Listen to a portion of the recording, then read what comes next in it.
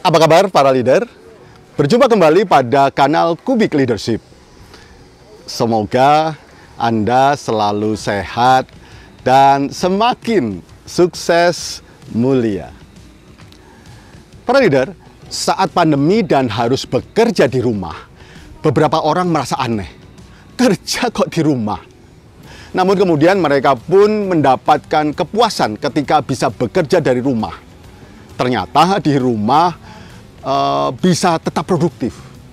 Di samping hemat transport, waktu, dan bisa tetap dekat dengan anggota keluarga. Sekarang, peluang untuk bisa bekerja dari rumah menjadi salah satu pertimbangan saat kandidat akan bergabung di sebuah perusahaan.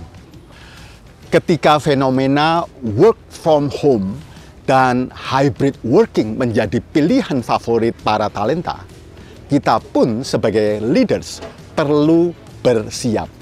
Bagaimana mengelola tim yang ada di lokasi yang berbeda-beda, namun tetap produktif.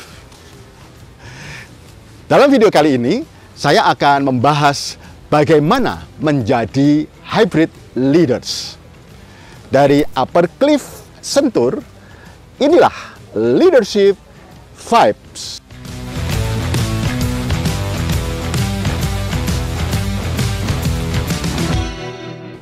Yang dimaksud dengan hybrid working, saat karyawan diberi kebebasan untuk bekerja di mana saja, bisa di rumah atau di tempat lain, dan dikombinasikan dengan bekerja di kantor secara terjadwal atau tidak terjadwal. Kerja tidak lagi terbatas oleh ruang dan waktu, yang terpenting adalah produktivitas atau hasil kerja. Salah satu perusahaan yang sudah menerapkan hybrid working adalah Google. Kebijakan ini diterapkan sejak tanggal 4 April tahun 2022. Dalam seminggu, karyawan Google cukup datang berkantor 3 hari dari 5 hari kerja. Google meyakini karyawan perlu memiliki fleksibilitas untuk menemukan tempat kerja yang membuat mereka merasa nyaman dan tetap produktif.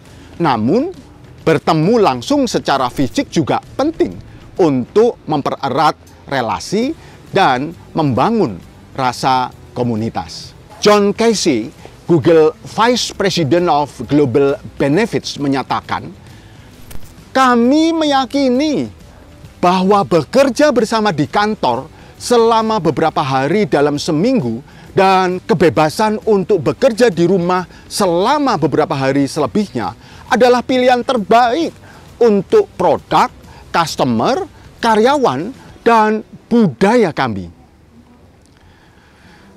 Pada survei yang dilakukan oleh Gallup pada Juni tahun 2022, dari 8.090 responden dengan hybrid working merasakan manfaat sebagai berikut. 71% responden mendapatkan bahwa work-life balance yang lebih baik. 58% responden merasakan berkurangnya burnout atau kelelahan. Dan 51% responden mendapatkan peningkatan dalam produktivitas. Sebaliknya, ada beberapa kendala yang dirasakan oleh mereka, antara lain sebagai berikut. 35% responden merasakan keterbatasan dalam mengakses fasilitas kerja. Dan 32% responden merasa kurang terkoneksi dengan budaya organisasi. Selebihnya, 30% merasakan berkurangnya kolaborasi kerja. Para leader, dari survei ini bisa kita lihat bahwa hybrid working dapat mendatangkan manfaat yang lebih besar ketika kita bisa mengelolanya dengan baik. Tentunya, setiap kebijakan memiliki manfaat dan juga tantangan tersendiri. Disinilah seni sebagai seorang hybrid leader dibutuhkan, yaitu bagaimana mengoptimalkan manfaat dan mengatasi tantangan-tantangannya. Belajar dari Google dan beberapa perusahaan yang sudah menerapkan hybrid working terlebih dahulu, inilah strategi yang bisa Anda terapkan sebagai hybrid leader. Yang pertama, memanage performance dengan fokus pada hasil dan dampak. Beri karyawan kebebasan dalam menentukan cara untuk mencapai target kerja. Anda sebagai seorang leader mengambil porsi dalam menetapkan peran setiap orang, target yang harus dicapai tim, dan timeline. Kemudian, lakukan monitoring seminggu atau per hari untuk mengetahui progres kerja dan apakah ada kendala dalam pelaksanaannya. Yang kedua, lakukan sesuatu yang bertujuan membangun kepercayaan dan kebersamaan. Kepercayaan dan kebersamaan sangat penting para leader untuk mendukung produktivitas dan kreativitas karyawan. Maka jadilah teladan dalam membangun kepercayaan dengan melakukan beberapa hal sebagai berikut. Sampaikan bahwa Anda bisa diandalkan dan Anda memegang komitmen.